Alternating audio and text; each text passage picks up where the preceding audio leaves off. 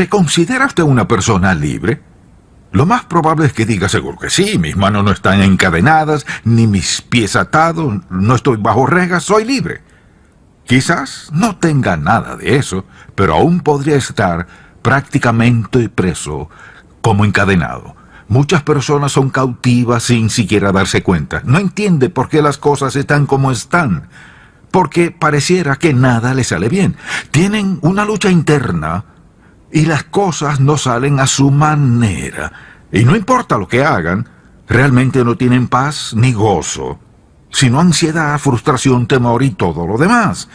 Pero dicen ser libres. No quisiera ser libre de todo eso, porque hasta que no sea libre espiritualmente, no es libre. La Biblia dice que quienes andan en la oscuridad no son libres. Dice que quienes están ciegos por el pecado no son libres. Si anda en oscuridad, o sea, sin Cristo, no es libre.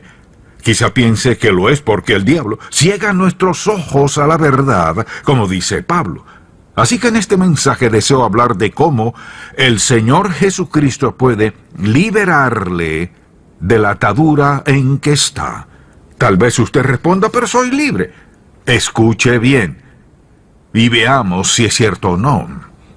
Una razón por la que Jesús dijo que vino fue a liberarnos. Vayamos a Lucas capítulo 4 y leamos sobre los inicios del ministerio de Jesús. Él predicaba en las sinagogas porque esas eran las iglesias de aquel tiempo. Ahí se reunían las personas. Entonces, dice desde el versículo 14, y Jesús volvió en el poder del Espíritu a Galilea, y se difundió su fama por toda la tierra de alrededor, y enseñaba en las sinagogas de ellos, y era glorificado por todos. Vino a Nazaret, donde se había criado. En el día de reposo entró en la sinagoga conforme a su costumbre, y se levantó a leer. Y se le dio el libro del profeta Isaías. Y habiendo abierto el libro, halló el lugar donde estaba escrito. Esto fue lo que leyó: El Espíritu del Señor está sobre mí, por cuanto me ha ungido para dar buenas nuevas a los pobres. Me ha enviado a sanar a los quebrantados de corazón, a pregonar libertad a los cautivos y vista a los ciegos, a poner en libertad a los oprimidos, a predicar el año agradable del Señor. Jesús dijo que vino a libertar a la gente.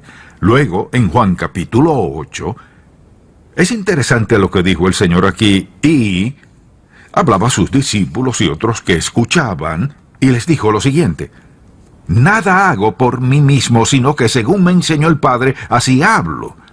Luego sigue: porque el que me envió conmigo está. No me ha dejado solo el Padre, porque yo hago siempre lo que le agrada. Hablando él estas cosas, muchos creyeron en él. Escuche lo que dijo.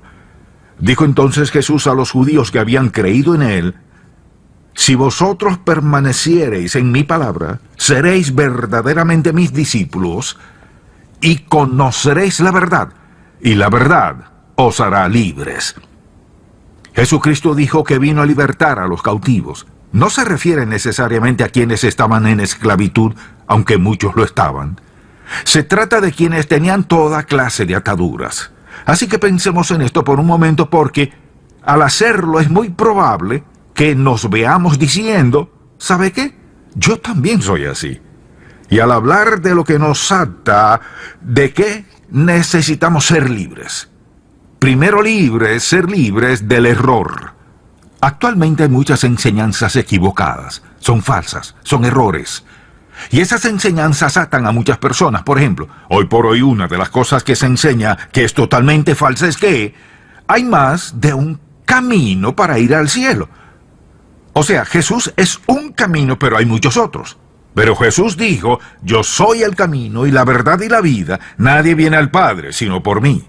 Si eso es cierto, y lo es, puesto que Jesús afirmó que así era, pero viene alguien y dice: oh no, hay muchos otros caminos, la mente de Dios no es tan cerrada para ser solo Jesús.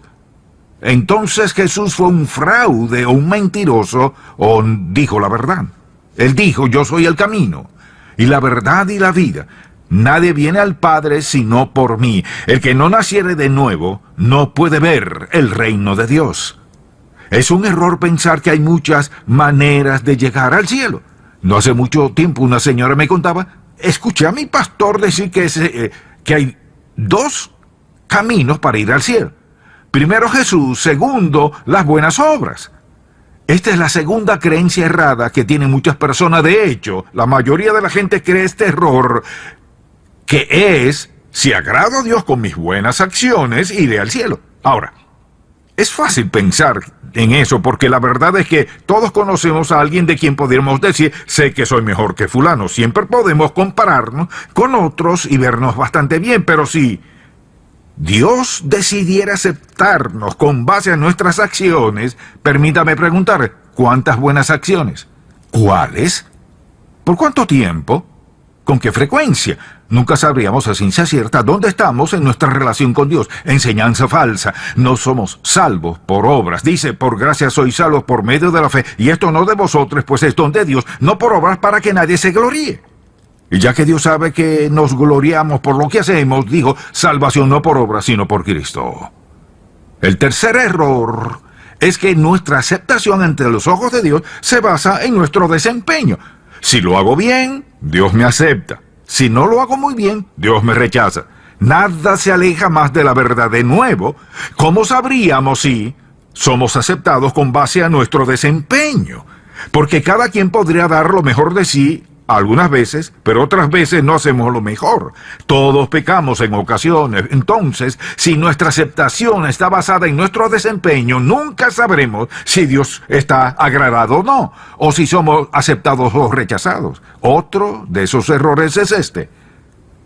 Y es que después de todo, Dios es muy bueno, y por ser un Dios de amor, un día todo el mundo irá al cielo. De algún modo todos irán para allá. La gente dice, no sé exactamente cómo, pero ya que Él es un Dios de amor, estoy seguro que Él nos llevará a todos al cielo. ¿Qué de quienes rechazaron a Cristo? Si rechazaron a Dios, si rechazaron la cruz, si ignoraron los asuntos espirituales, ¿todos irán al cielo? No lo creo. De hecho, sé que no. Definitivamente no. Otro de esos errores que la gente cree y las envuelve hasta convertirse en una atadura es este. Podemos ser salvos hoy y perdernos mañana. O sea, la salvación está basada en las buenas obras. Escuche bien. Nuestra salvación se basa en una cosa, en que Jesucristo fue a la cruz, entregó su vida voluntariamente, tomó en sí todo el pecado de la humanidad en un momento, murió por nosotros. Solo Él podía hacerlo por ser el único perfecto. Juan el Bautista dijo, el Cordero de Dios que quita el pecado del mundo. Él murió por nuestros pecados y la salvación viene al aceptar a Cristo como nuestro Salvador personal. Ahora, si podemos perder la salvación, la pregunta es esta. ¿Cómo podemos ser salvos otra vez? Debemos hacer algo la segunda vez.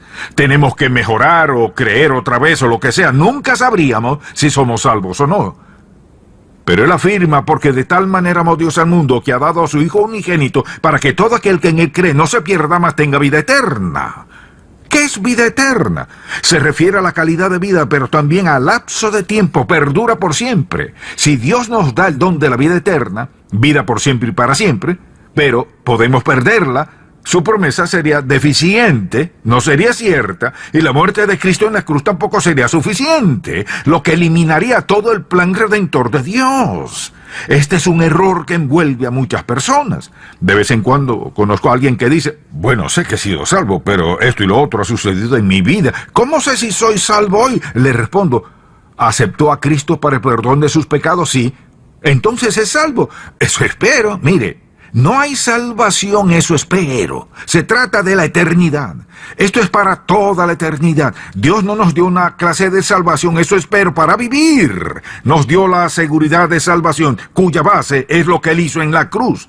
Así que las enseñanzas erradas son una clase de esclavitud. La segunda forma de esclavitud es muy clara en la Biblia: las malas acciones en nuestra vida.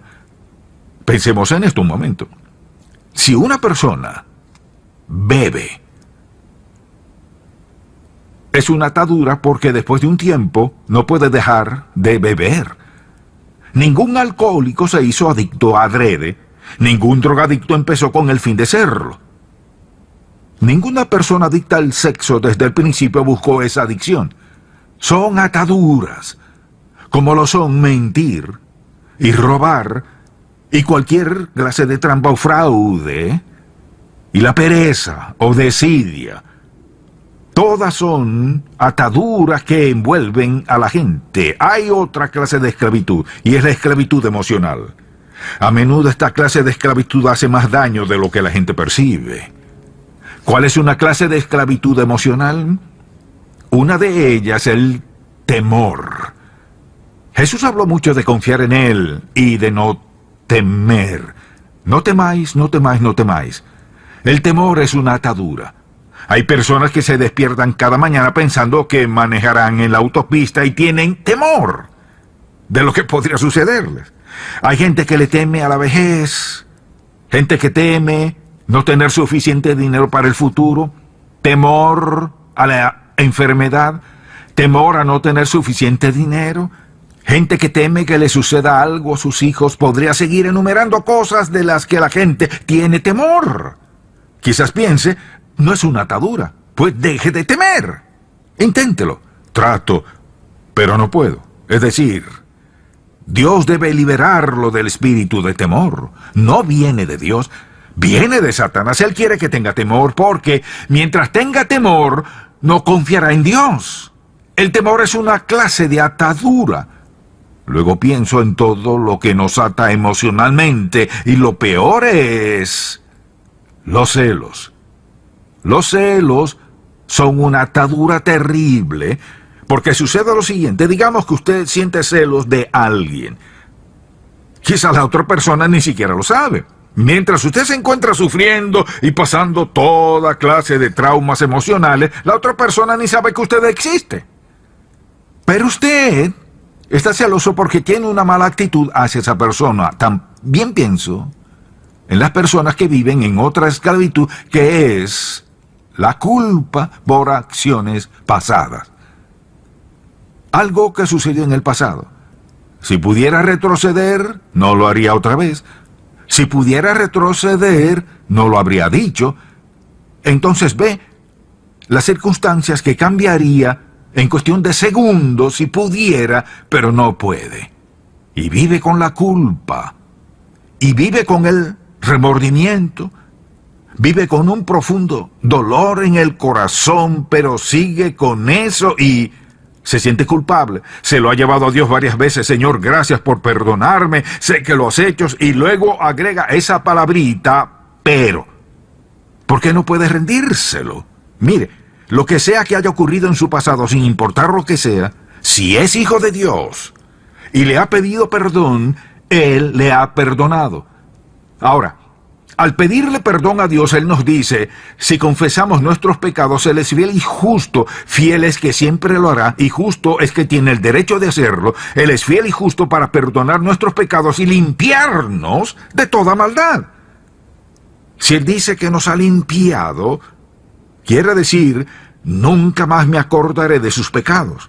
¿Cuánto está lejos el oriente del occidente? Hay personas que viven con remordimientos profundos del pasado, que son intensos y son emocionales, son hirientes y dolorosos, y no pueden alejarse de esa culpa. Si usted le pide a Dios una y otra vez que le perdone por lo mismo, primero tiene una atadura y segundo, incredulidad, porque en realidad no cree que Él le haya perdonado. Oh, claro que sí, pero aún lo recuerdo. Entonces debe confrontarlo, lo que me lleva a otra clase de atadura, y es la esclavitud del rencor.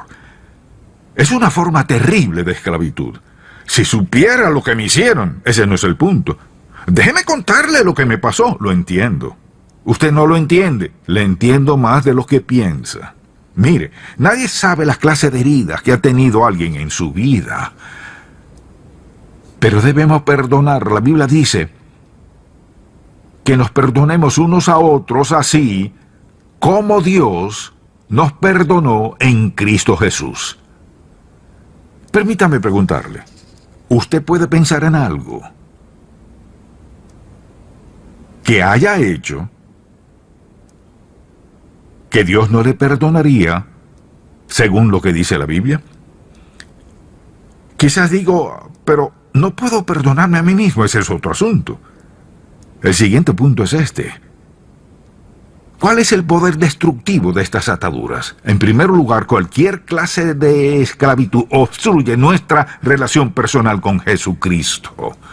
No podemos ser lo que Él quiere que seamos, mientras estemos atados a algo por incredulidad y en esclavitud, así que afecta nuestra relación con Él.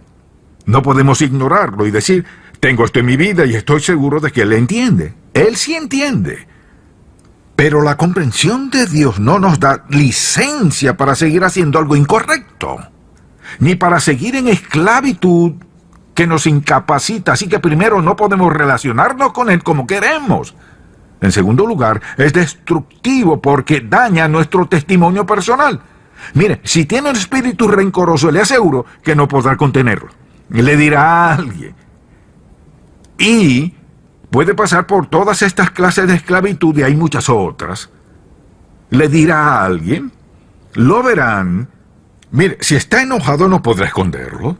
Si tiene alguna amargura contra alguien, la gente lo ve. Si tiene un espíritu rencoroso, será evidente. Como sea. Esas ataduras no pueden esconderse. Dañan nuestro testimonio personal. Un chisme daña nuestro testimonio. Mire, mucha atención. El mundo tiene derecho a esperar más de nosotros. Tiene derecho a esperar que nuestro estilo de vida sea distinto. ¿Por qué? Porque decimos que somos seguidores del Hijo de Dios. Somos seguidores de Cristo. Sabemos qué hacer. Así que eso daña nuestro testimonio. No solo eso, también aflige el corazón de Dios.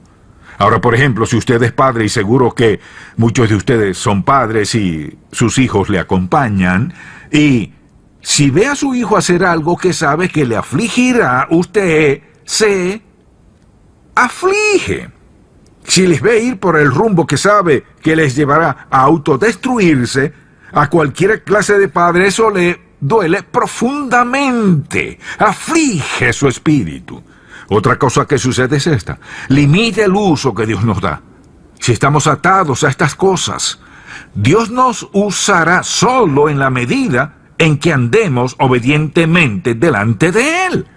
Lo único que impedirá que alcancemos nuestro máximo potencial somos nosotros mismos.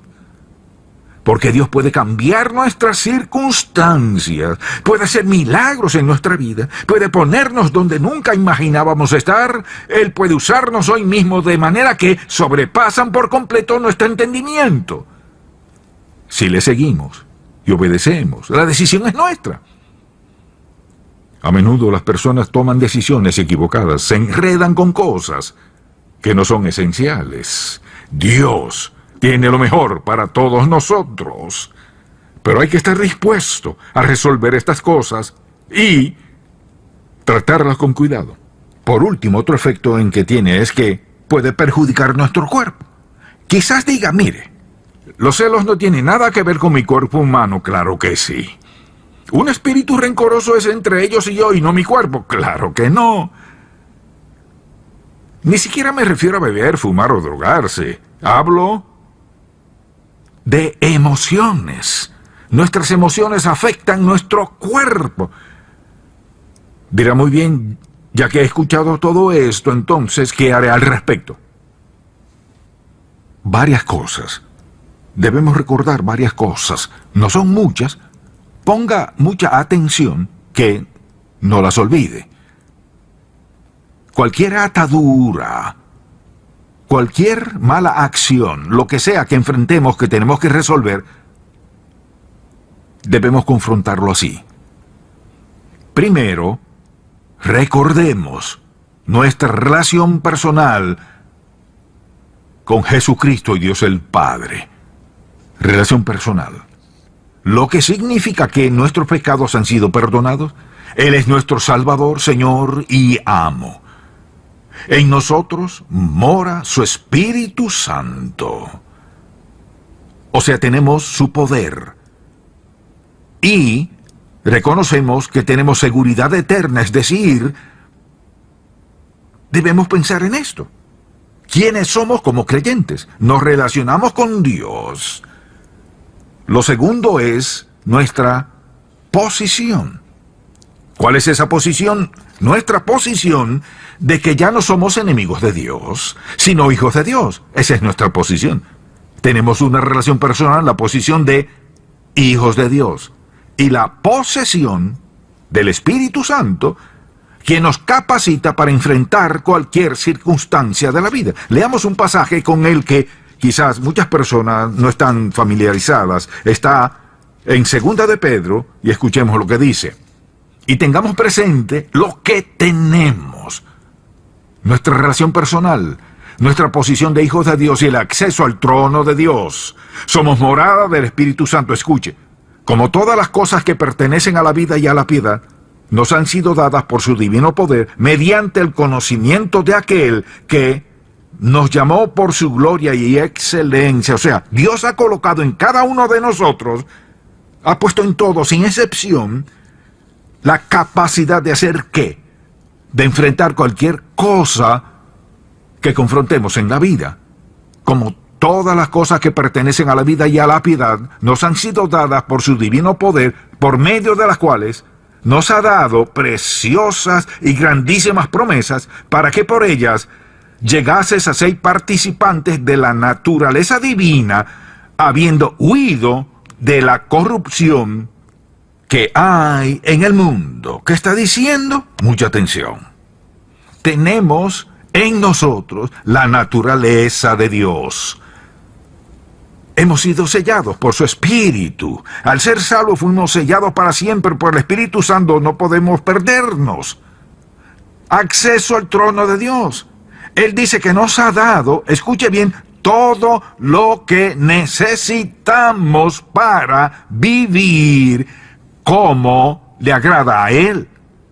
El Espíritu Santo es el poder sobrenatural de Dios que habita en nuestros cuerpos para capacitarnos para vencer pruebas, dificultades y romper cualquier atadura que tengamos. Y recordar quiénes somos, nuestra condición y valor. Como hijos de Dios. No somos cualquier cosa por ahí, somos hijos de Dios. Así que pensemos en nuestra relación personal con Él, somos salvos. Nuestra posesión y posición, y nuestra condición. Todo esto. Quizá diga, ¿cómo supero estas ataduras? Al enfrentarlas, debo recordar estas palabras. Este es quien soy, esto es lo que tengo, este es mi acceso al trono. Así que rechazo eso en mi vida, escojo otra vía, le doy gracias a Dios por su perdón y me apropio de su victoria sobre esto en mi vida. Tengo derecho a apropiarme de eso por quién soy, lo que tengo, cuál es mi posición y Dios cumplirá su palabra. Él ha puesto en nosotros todo lo que necesitamos para vivir como a Él le agrada. Tal vez usted no sea cristiano. Y se pregunta, ¿qué tiene todo esto que ver conmigo? Pues no tiene mucho que ver. Hasta que esté dispuesto a reconocer que es pecador y su pecado le ha separado de Dios. Lo que necesita más que cualquier otra cosa en su vida, quien quiera que sea, cualquiera sea su situación, necesita pedirle a Jesucristo que perdone sus pecados, no basado en lo que usted hará mejor, sino basado en el hecho que Él fue a la cruz a pagar por todos sus pecados, y al pedirle que le perdone y al recibirlo como su Salvador, Señor y amo, al rendir su vida a Él en el momento que lo haga, Él le perdonará, le sellará con el Espíritu Santo, escribirá su nombre en el libro de vida del Cordero y luego le dará, en ese momento, en la presencia y el poder del Espíritu Santo, todo lo necesario para una vida que agrade a Dios. Quizás diga, ¿a veces tropezaré? Seguro que sí. ¿Qué hace Dios? Nos perdona, nos levanta y nos ayuda a seguir. Porque mire, la Biblia habla de crecer en gracia y conocimiento de nuestro Señor. Es una situación de crecimiento, pero hay que empezar. Nunca tendré suficiente dinero, prestigio, popularidad, posición o cosas que tomen el lugar de Cristo en su vida. Mire, aprendemos al ver a nuestro alrededor. Veamos a personas que son admiradas en la sociedad como héroes. Tienen todo el dinero, poseen autos, aviones, de todo. Pero, ¿qué más tienen? Todo un desastre cuando se trata de paz, felicidad, gozo y contentamiento. ¿Sabe por qué no lo tienen? Porque están atadas a la esclavitud de lo que han creado para sí mismas. No desea eso para su vida. Pídale al Señor Jesucristo que venga a su vida. Ese es el comienzo de una vida que dura por la eternidad.